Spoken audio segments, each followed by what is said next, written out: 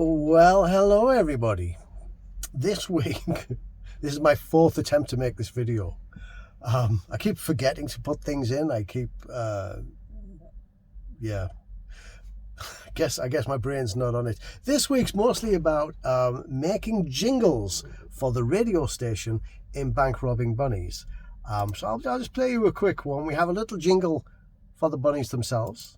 Three women in body masks. They rob banks and change the world. They're materialistic girls in a materialistic world. Yeah, materialistic girls in a materialistic world. We have a song for that as well. And I think this is our radio station ident. Hot City Radio.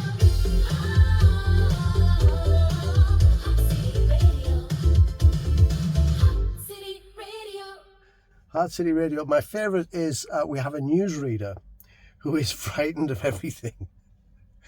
I'm so frightened of those bank robbing bunnies. We call him Seymour Courage, but Seymour gets a very dramatic news intro for a guy who is frightened of everything.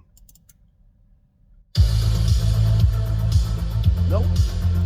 This is the news with Seymour Courage. This is the news. Right, we think after that, so last week we're facing three big challenges. One is my health. So everything on my side that I can do, I am doing.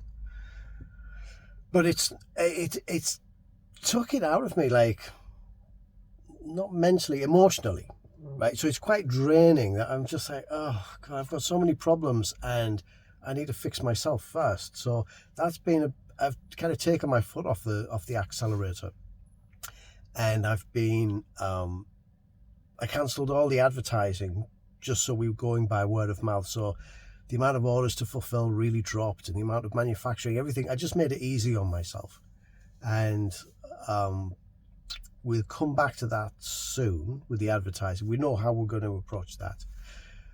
Our chip problem was we discovered. So the chips I was using before were the main one that holds the game was 2 megabytes, quite big for what I need. But it was actually cheaper than the smaller memory chips. And what's happened now is those smaller memory chips suddenly they're still available, but the supply chain is quite difficult. But there's a whole thing with chips. In fact, I'll insert a little video right now. This story starts with the thing sitting in your pocket right now.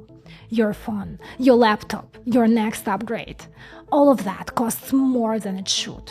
Has less memory than it was supposed to. Simply because one of the biggest memory companies on earth killed its entire consumer product line. Because they had something far more valuable to sell. The greatest irony of the AI boom that we are building the most powerful AI models in human history, but it appears that soon we won't be able to afford the devices to use these models. Now consider this. A single NVIDIA Rubin GPU uses 8 those stacked memories. So one rack has a memory amount equivalent of the memory in 30,000 smartphones.